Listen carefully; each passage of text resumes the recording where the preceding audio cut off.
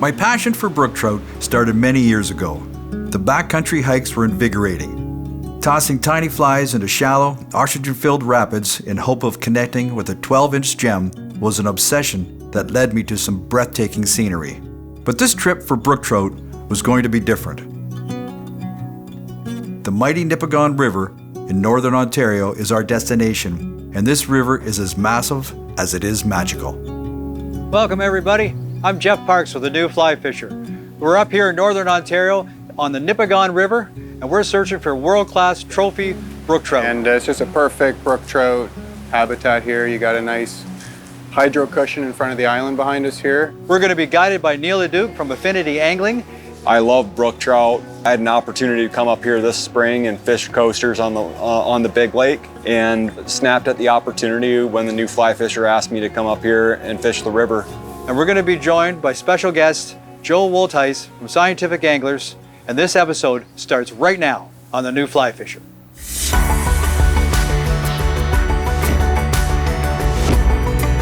Ooh, that's a nice sized fish. Absolutely fantastic. Good fish.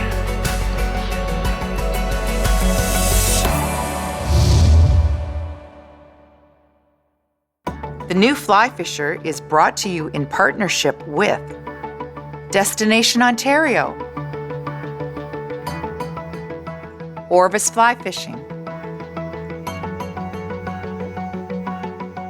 Scientific Anglers, Trout Unlimited, WeatherTech Canada.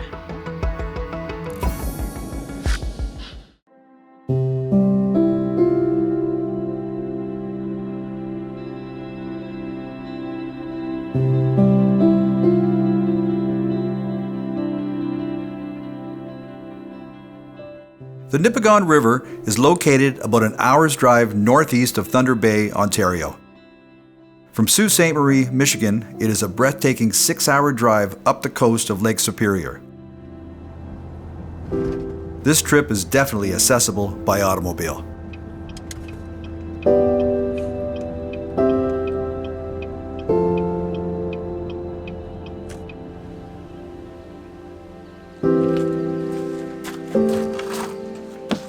Our guide this week is Neil Leduc from Affinity Angling, and fly fishing guides don't come more professional than him. So you can just put whatever you want here. We are also accompanied by Joel Woltheis, marketing manager from Scientific Anglers, and he is one fishy guy. This is going to be one epic trip. Since I was 14, 15, I've been hearing about the Nipigon. Big brook trout, world record came out of here way back in the day. And it's always been something really exciting to think about. The history of the coaster brook trout in Lake Superior, the history of the river. It's just a really interesting experience up here. We're here on Nipigon River, and I'm with Neil Leduc from Affinity Angling. Neil, what do we got going on today? Today we're going to be hitting the middle Nipigon River for brook trout. Hopefully going to get some on the dry fly. We'll do our best to get them on the top, and then probably some streamers and sink tips. And we got some calm weather right now, but it's supposed to get pretty windy, so we'll get at it and do our best. All right, let's do this thing.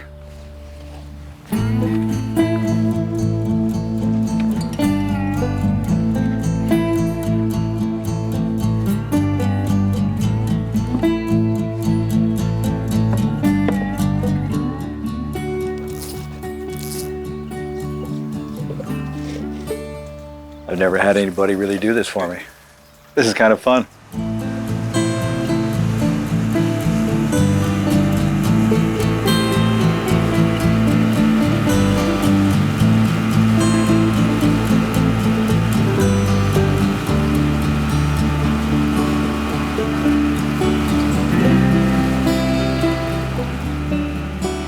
With the stunning beauty of the Nipigon River in my sights, I began to wonder what this river was like back in 1915 when the world record brook trout was caught and still holds to this day at 14.5 pounds.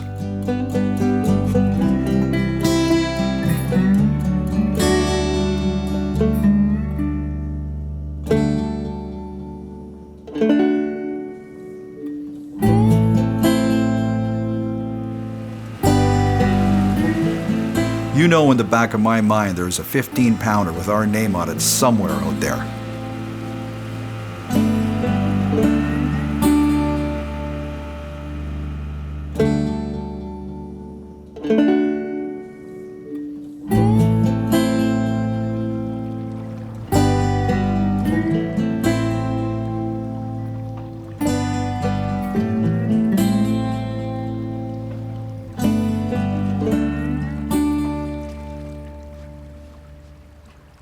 Just the rhythm of these fish too, you're rarely going to get them to come up twice in the same minute, but we'll just give it 3 or 4 minutes here and he might crush one of you again. Sure. Yeah, he's around.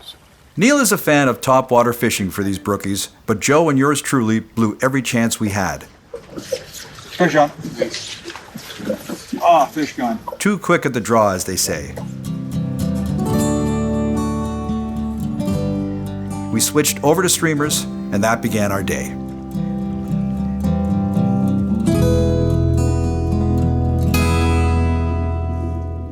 So we're just set up on a main lake reef here. There's a lot of deep water surrounding this about 4 or 5 foot rock pile on the top here. And when the brookies are feeding, they're generally right up on the top of these rocks. Just a nice constant retrieve.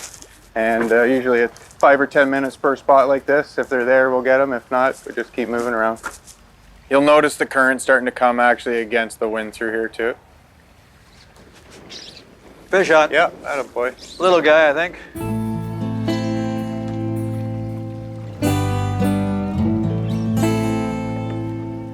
Well, we've had some good chances at them. Lost 4, 3 on dries. Looks like we've got one smaller one. Finally, we might be able to get to the net here. It's actually not too bad. That's pretty cool right there. All right.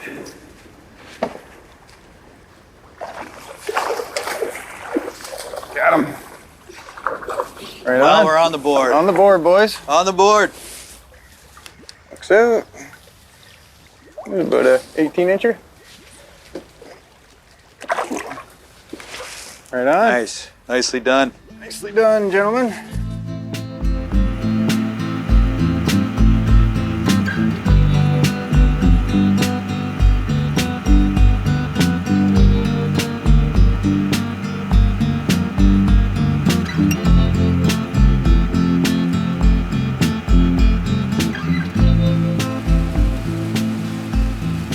As per Neil's guidance, we kept moving up the river and worked the rock croppings in search of these spotted beauties. That's it. The other thing too, they hang out near deep edges, but they don't necessarily go deep. Right.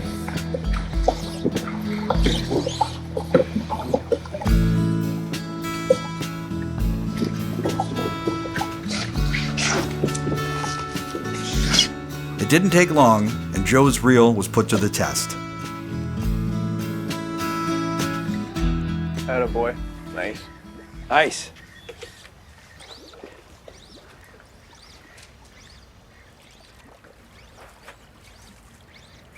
Got it right on the hang. Yep. Maybe just have an eye. It could be a good one here too. It's kind of a bit of a big boy hangout. With a river this size, sometimes you feel like you are searching for a needle in a haystack. A good guide is worth his weight in gold. Yeah, I think we got a good one there, buddy.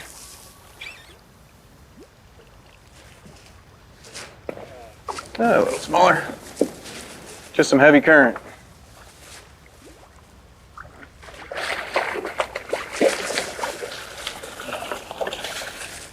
On board. Very cool.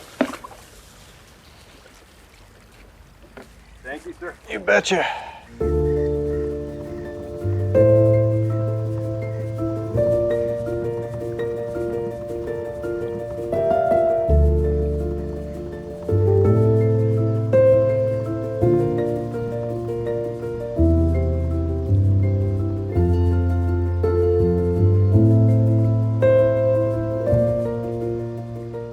As Joe and I worked the river, we began to see and feel how healthy this river is.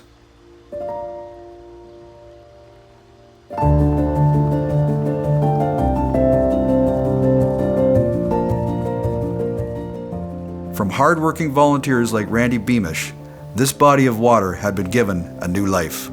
In 2005, there was another push for an overall regulation change to encompass the entire Nipigon system and the North Shore Lake Superior tributaries included. And that regulation was a 22-inch rule. So for the most part, it's a catch and release fishery with that. They got a lot of pushback from some stakeholder groups on that releasing brook trout back after they were caught was not a good thing. And there was no real science at the time other than some of the catch and release data from 97 to 2005. So they expanded it. I got involved in 2004 and started tagging fish in the system. Annual recapture rates are anywhere from 15 to 30%. They hover right in the 20% area. It's pretty consistent. We know it works. We know you can catch them. You can let them go and catch them again. They're healthy. In fact, in close to 3,000 fish, I've seen no damage from handling. I've seen the odd tag, expand the wound where the tag goes in has expanded, but nothing detrimental. The fish are very receptive to catch and release. And here we are today. The population has expanded. It's doing extremely well. The Lake Superior fish are back in traditional tributaries where they weren't seen before. People are catching them all over the lake now.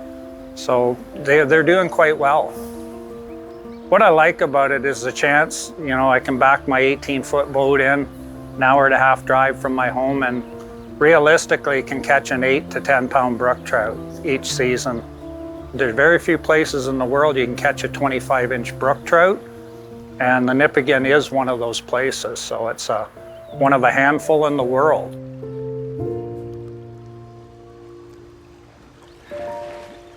Okay, we stopped here, and I'm actually fishing a foam line. It's where the foam seems to congregate, and it's just a line down the river. And when you see that on the rivers that you're fishing, make sure you fish those. Those are the food. That's the food chain, the buffet table. And realistically, a lot of the bugs, the insects, and a lot of the fish are going to be hanging out by this foam line because it's a current that's taking it down. It's like an airstream, or if you could call it that. So that's where the fish are going to be. That's where the food is. So make sure you, whenever you're at your river or any of these brook trout rivers, always target that foam line because that's the spot where most of the fish are going to hang out at.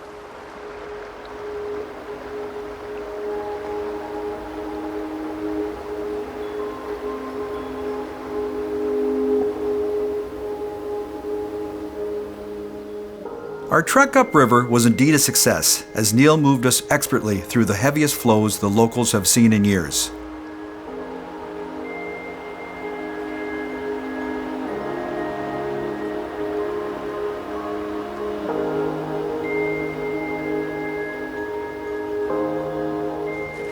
You just let me.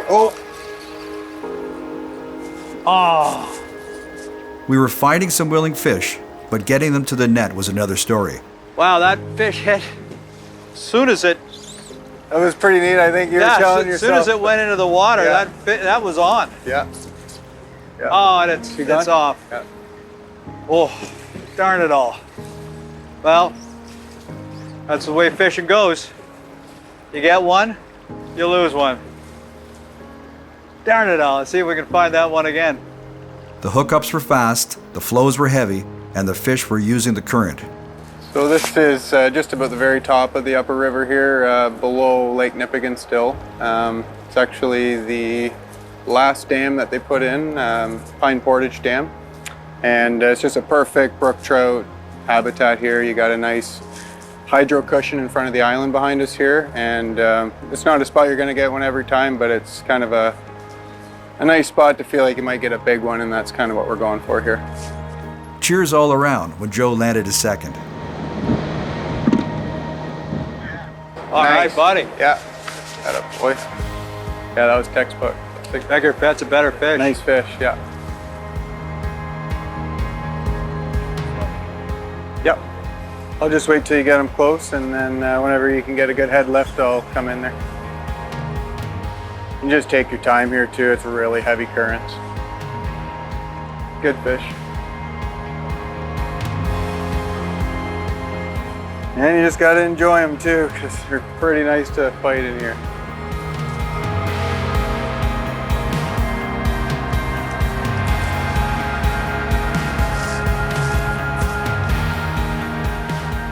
These Nipigon brookies are tough as nails. You cannot let your guard down when battling these gems. Yeah, baby. Nice. Nice. Oh, yeah, it looks like about 21 incher or so. Fly out. Barbless. Awesome. Nicely done, buddy. Beautiful brookie.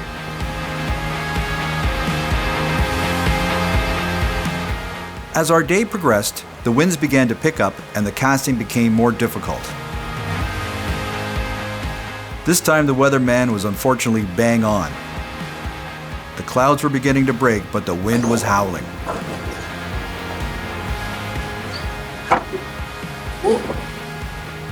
I got you. Did you get me? Oh yeah. Yeah. Sorry. Okay, we're fishing in a really windy day today. We've got 40-kilometer-hour winds, 25-mile-an-hour, somewhere in around there, and it's pretty ugly casting. As you can see, I'm wrapped around here. So a couple safety tips is one, wear a hat, because actually that would have been into my head right here. Two, if you can, get it into kind of a way of pinching down your barbs. You don't have to always pinch down your barbs, but one, it's better for the fish. Two, it's better for us when it goes into the side of our head.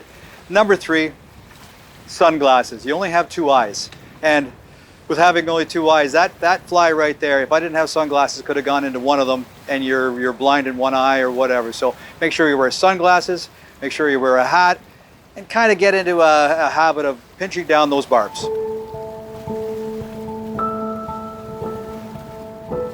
So quiet in here.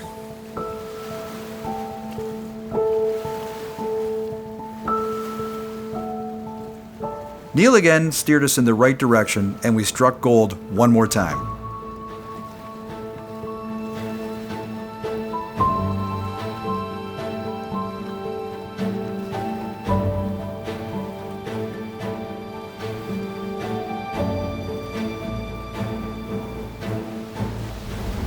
Yeah, there we go.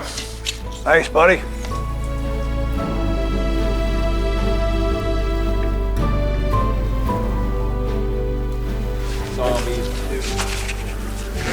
Yeah, they like to take it nice and shallow on it. Looks like a nice fish.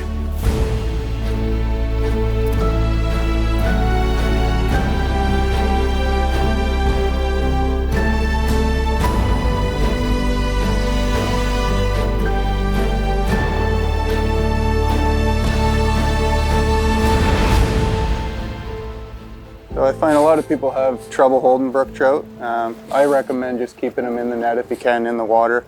You know, if you really need to get a picture with a lifetime fish, 3-4 seconds. If it doesn't work, back in the water. Some people like to use a tailing glove. I tend to just use my bare hands. But I'm just going to show you one little tweak you can do with your hands to give yourself a little better grip here. Naturally, you want to grab the fish with the side of your hand, and as you pull, he slips right out. But if you just roll your thumb so that the bridge of your thumb is in the middle of his tail, you can get a lot better grip on him. If you just see the middle of my thumb is on his tail, I can just get a little better grip.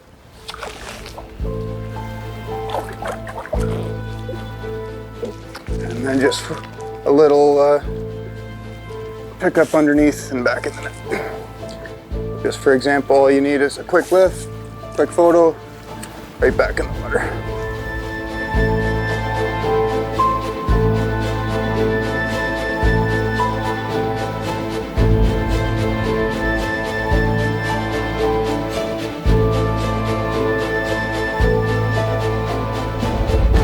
What a great first day we had out here today. Funny, you know what? I learned so much today. And one thing that I learned was that these fish will hit in 30 feet of water, even though your fly is 2 feet underneath the surface. Like they come up out of nowhere. And realistically, I didn't I thought we might have had to go, farther down. And so that was really neat that these fish are looking up in fast water and fast deep water. And the other thing I learned today was that this river like the back of your hand, man. You're unbelievable with this river. So I can't wait for tomorrow to see what tomorrow's going to bring. So. Yeah, no, I appreciate it. And the nice thing with the brook trout is a lot of people underestimate how, I guess, the ability to rise so fast. The nice thing for me is I've had a really lucky upbringing in Algonquin Park with the cottage there, and I got to see brook trout behavior from, about this tall. So had I not seen that at a young age, I think I would probably be still trying to go deep, and a lot of guys just, unfortunately, don't ever get to see the real natural reaction of the brook trout. And I think if a few people just got to see them in their prime behavior, you just have a little bit more confidence going after them. So. Awesome. Well, I know I have a lot more confidence after today too, so I'm looking forward to tomorrow. Yeah, no, that was a great day. Awesome. Can't wait. This is Joe Waltice from Scientific Anglers, Marketing Manager, and we just had our first day out on the river, fishing today on the Nipigon River. What a great day. Joe outfished me, but we both hooked, quite a few fish. I think we turned almost 20 fish today. Yeah. It was a great day. Had some really awesome takes early in the morning on mice flies on the surface. And then we switched over to the river, fishing sinking lines, pulling streamers. Had some really awesome visual takes throughout the day. Had some fish go fairly deep on the swing. It was a really cool day. Learned a lot on the river today with you and Neil, and it was just a fun day getting some brookies to hand. Wasn't it though? Yeah. It was amazing how many fish are in this river. So lots of different sizes too, which is awesome to see. So we got some weather tomorrow. Looks like we're going to have to wear the rain gear, but are you prepared for that? Oh yeah. All right, let's give it. All right. When up here in the Nipigon region, the Beaver Motel is perfect for anglers. The location is close to the river or lake. It has comfy rooms along with larger suites to accommodate small groups, and this is a great place to unwind after a fun day of fishing.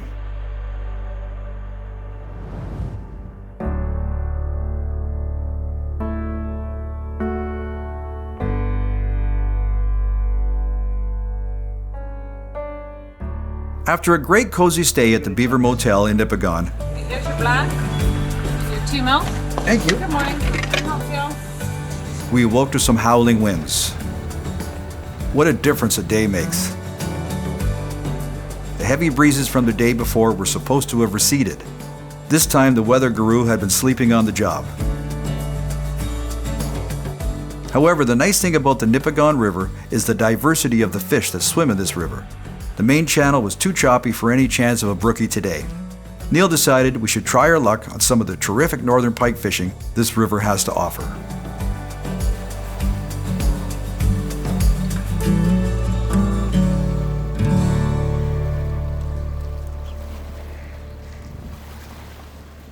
You can't beat the action that northerns offer a fly angler. Yeah, I always like the strip, but then the rod tip twitch. Yeah. They really like to eat on the paws. He's on. I didn't really stick to him. Well, that didn't take long. That was about 4 casts. This is a perfect habitat for these predators with the weed beds for camouflage. Get that fly moving so it looks alive, and watch out.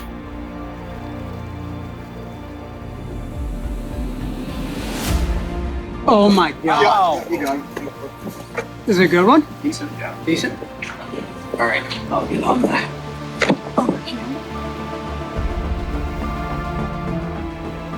In any kind of fishing, if you think you see something following your fly, use your instincts and keep the fly in the water as long as possible. Always assume that the fish has eyes for your fly. More times than not, your instincts will prevail.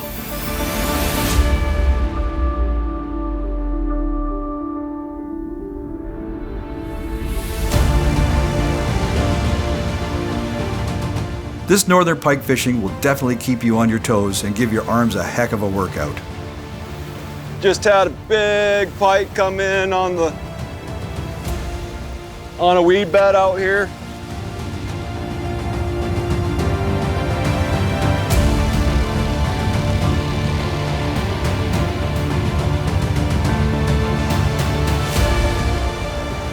Fishing some wire leaders, probably got about a little bit over a 30-incher. Got him right here.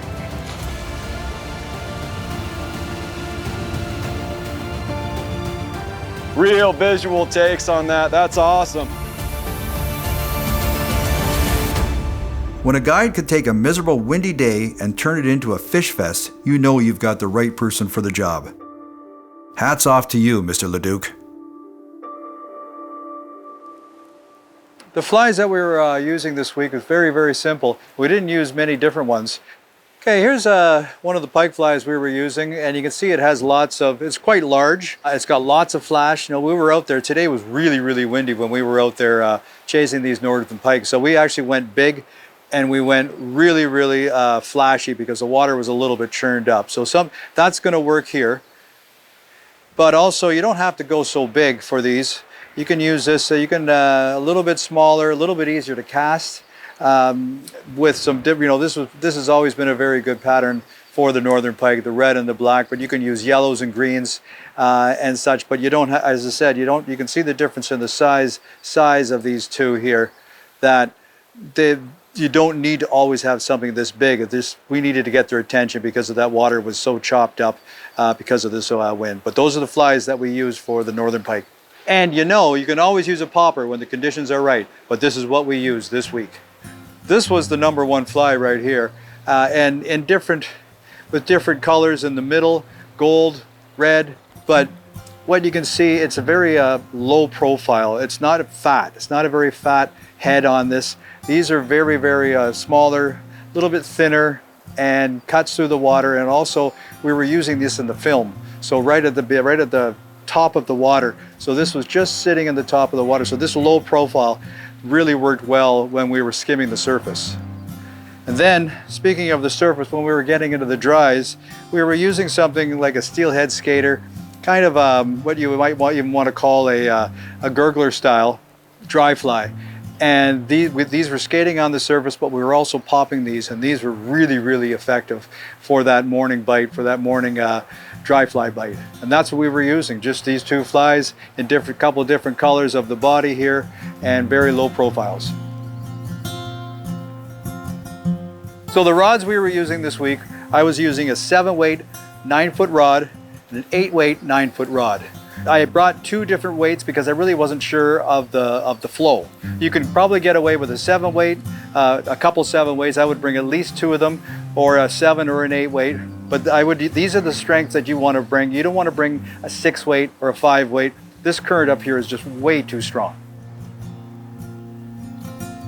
So the reels we were using this week were mid-arbors. You don't need a large arbor. You definitely don't want a small arbor, but the mid-size just seems to be the perfect size for these fish and the way that they fight.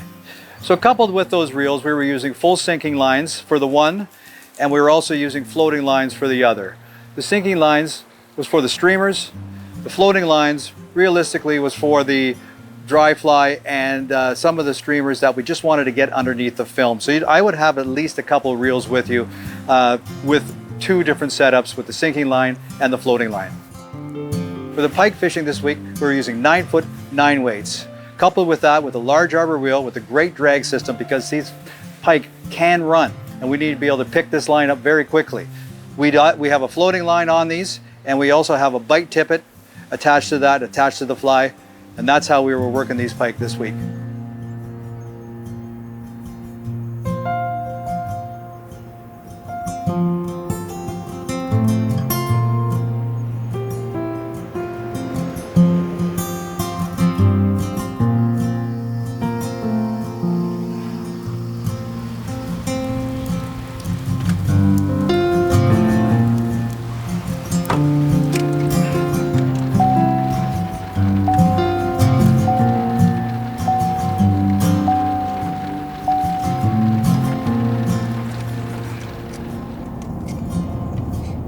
A new day, and we were back hunting world-class trophy brook trout.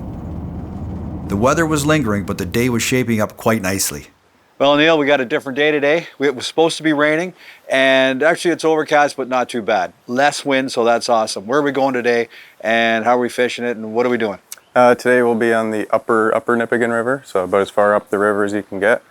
It actually leads into the lake, so we'll probably fish it all the way up until the current ends and then work our way back. The goal is probably dry fly to start. Another method that we like to use is called the grease line. A lot of steelheaders in BC basically using this to get aggressive fish to come up, and the brook trout are no different. So basically just a tapered leader, no sink tip at all, just inches under the water, and we'll kind of work each spot in layers. So generally if you want to start with the dry fly, start with the dry. If you don't get them, we'll use the sink tip, and then kind of just work our way up the river, about maybe 30 different spots that we'll hit. Some of them are heavy current, others are just stripping, so we'll just try to find a population and get what we can. Cool, sounds exciting. I can't wait. Should be fun. Let's get at it.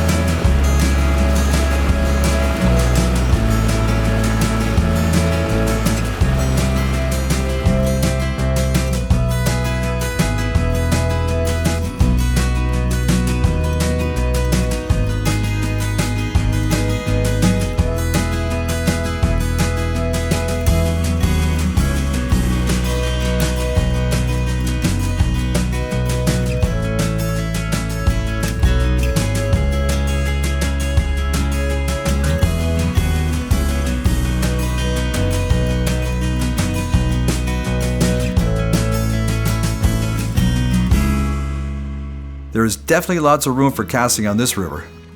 It is a fly fisher's paradise.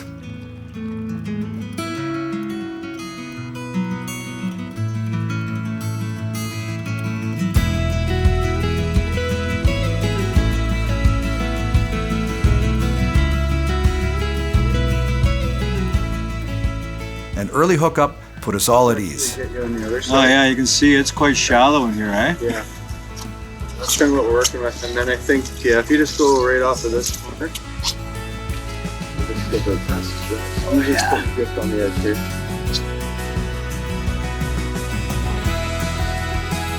Fish on. Out of board. Yep. Nice. Give me 2 seconds there, Jeff. Looks like a good one. Okay, we've had quite a few hits on dries. Missed those, and we just put in a nice streamer just in the film. And I was just stripping this, actually not even stripping, I just threw it in. And it was just in for about 10 feet, just starting to turn and make the turn for a nice swing, and this fish hit that. I think it might be a smaller one, but it's a nice one to start the day. Haven't seen it yet. And it saw the net. And it's using the current.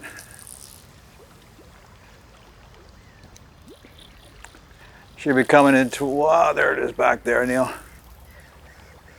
Wow. Put it into neutral, and then it'll be a little easier to get them in. Okay.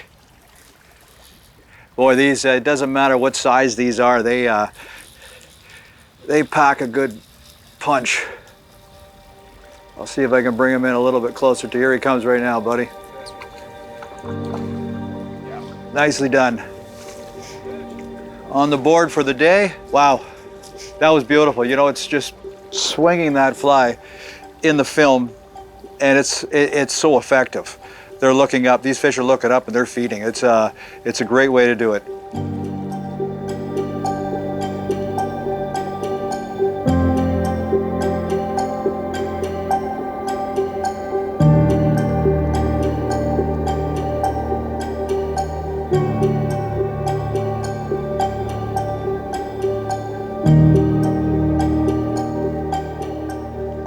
Okay, the key thing is with that fish there is that what we're trying to do is we're trying to slow this fly down because this is really, really fast water. We don't want to get that fly moving too quickly, so we're trying to slow it down, so obviously we're mending. The main thing to do when the line goes in first, you need to mend that line as soon as it gets in the water because it's easier to mend the belly of the line that's close to the leader there. So as soon as it goes into the water, you mend it upriver. It's a lot easier. That's going to slow the fly down, and that worked for us here today.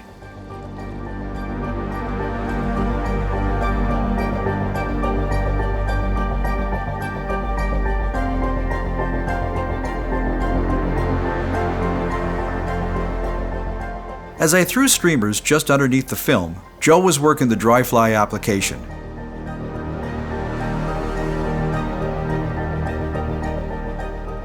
Can it get any better than moving a trophy fish on the surface? I don't think so.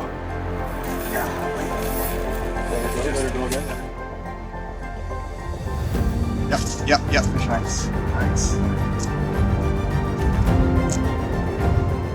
Ah!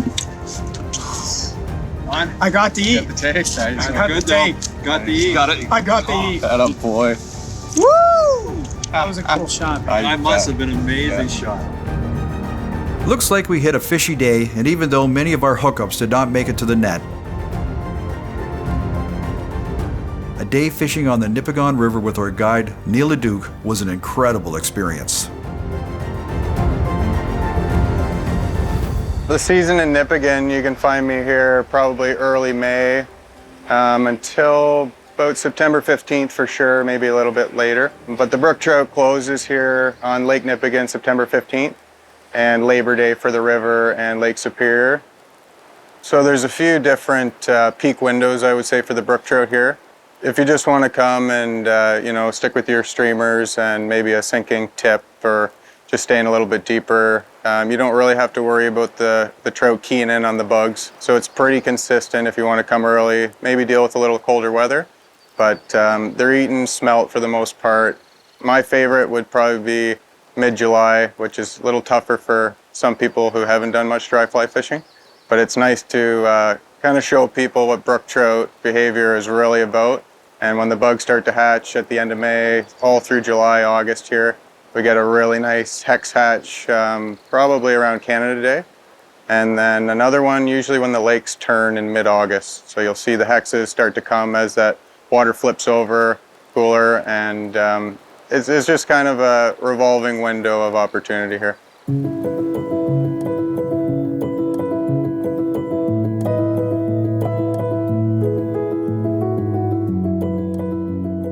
This river has countless miles of shoreline to explore.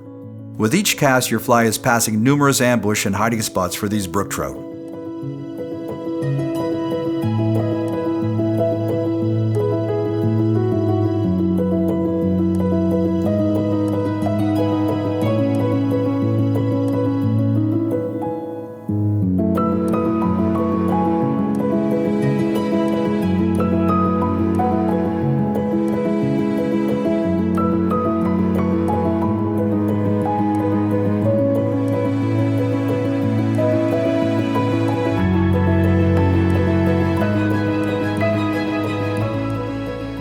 Oh, that was another one. Yep. If you just keep stripping, he might come and get you again. Yeah, he's following. Yep, there he is. Got him again. Boy. Nice work. Yeah. So he hit that. This guy hit this thing first, and I could see him still looking at it, and I just. Yeah, that was a classic. If you don't give up after the hit, the brookies love to keep chasing. They did. I just slowed it down and made it look a little wounded. And it's about the same size as the last one. Beautiful fish.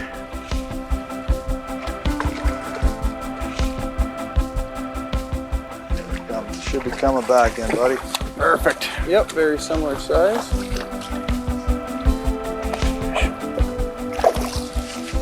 Carry on.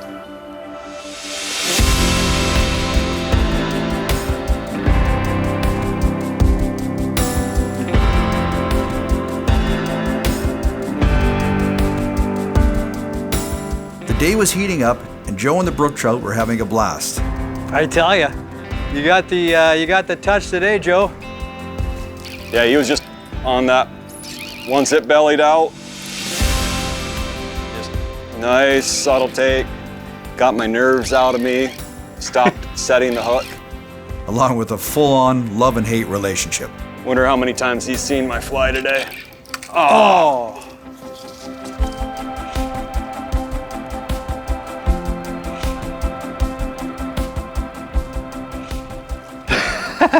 I think I should probably give up for now.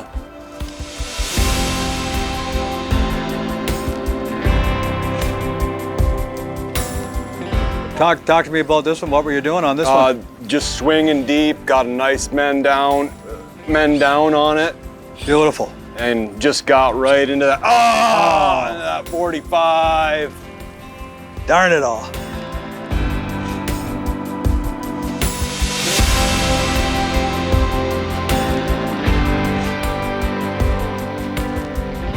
He just came in and grabbed it on the hang on the way back in. Yeah, that was like the third strip you hit it on. Nice little female, I think. Oh no.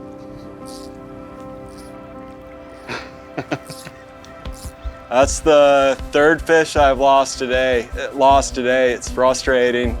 Sometimes you just don't get them to the boat. We got heavy current here, fishing barbless flies, and sometimes they just pull out, and fishing them on the swing, it's frustrating, but it's fishing.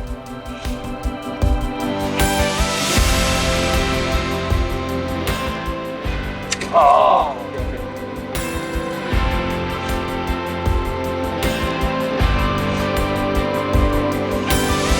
So we're fishing a streamer and a dry on the boat here right now. And Joe, can you tell us a little bit about these lines that we're using here? Sure. So we're trying to mix things up a little bit, putting some dry flies, streamers through a run here. I'm fishing a longer, a little bit heavier taper from Scientific Anglers called the Anadro.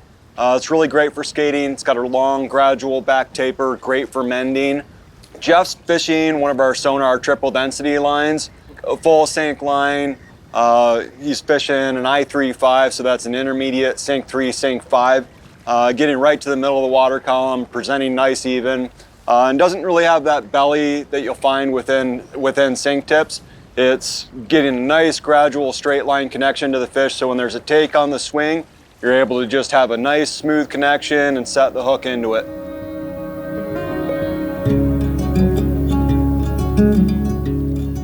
It's hard to explain the intensity of this current we are fishing in. These epic high flows have given the fish a good advantage, but another beauty to the net for Joe had us charged.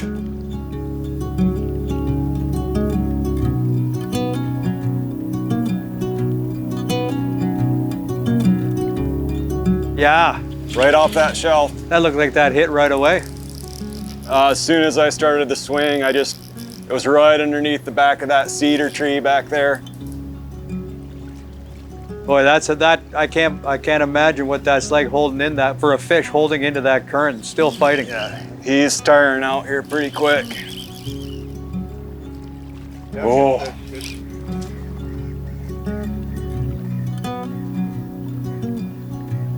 Oh, what a fish, buddy.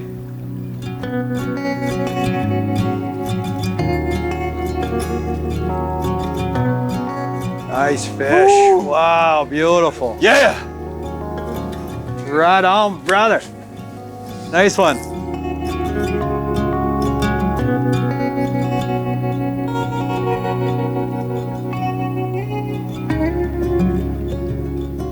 I had mused earlier that there may be a 15-pounder with our name on it somewhere out in this world-class river. So when Joe hooked onto a fish that we couldn't raise, that's crazy.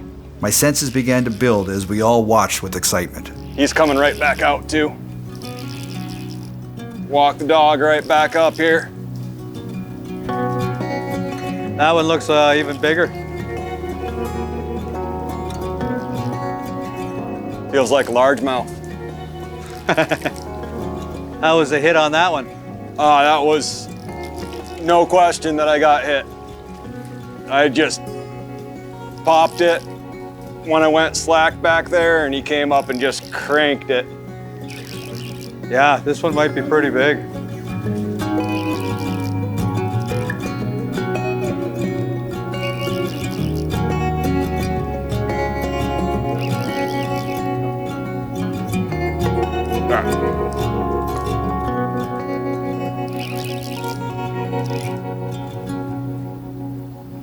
Well, just sitting in heavy current, fighting that fish. It was dogging down deep, got it up to the boat and just fighting it for 5+ minutes, and it just came unpinned right at the back of the boat. Probably a 26-inch fish, one of the largest fish that Neil said he's ever seen out here. Just heart-wrenching, but it's how the day goes sometimes, right? Ah, man. Couldn't have done it. No, Oh, I'm surprised it stayed on so long. When he came up to the surface and started hitching. Yeah, I was like, oh God. And he just started backing down. Wow, what an insane day we had today. There are so many fish in this water. It's unbelievable, and especially if you know where to look for them, and that's where Neil, our guide, absolutely shines. We got some great hits on some dries. We got lots of fish on some streamers, and we also had some heartache out there, buddy. Talk to me about those. Yeah, well, we started out the day fishing dries, skating some deer hair mice, some little wakers. Had some fantastic takes on them, and a little rusty on the take, and pulled it away from them a couple times, and had a couple of really good eats, and they came unpinned at the side of the boat in the morning. Later in the day, we hooked a few great fish on streamers, landed a couple of them, and unfortunately, we lost one of our biggest fish of the day. We hooked one just enormous fish, and An enormous. yeah, it's I'm heartbroken. I'm heartbroken about it. These guys, they could see it in my face when it came unpinned. I'm surprised there wasn't any tears on that. Like, that was just an incredible fish, probably 26. We want him probably tonight. It's going to be 27 inches. Nipigon River, what a place. I will be back. Well, what a great week we had here on the Nipigon River. This truly is the place to find world-class trophy brook trout. I'd like to thank Neil Leduc from Affinity Angling for guiding us into some fantastic fish here on the river. I'd also like to congratulate Joe Woltheis from Scientific Anglers for hooking onto the biggest brook trout he'll probably ever hook onto in his life. I'd also like to thank the Beaver Motel for the comfortable stay here in Nipigon. If you'd like to learn more about this show and other shows in our series, please visit us on the web at www.thenewflyfisher.com. And until then, keep fishing.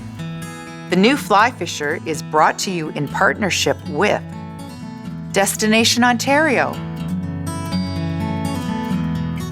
Orvis Fly Fishing, Scientific Anglers, Trout Unlimited, WeatherTech Canada,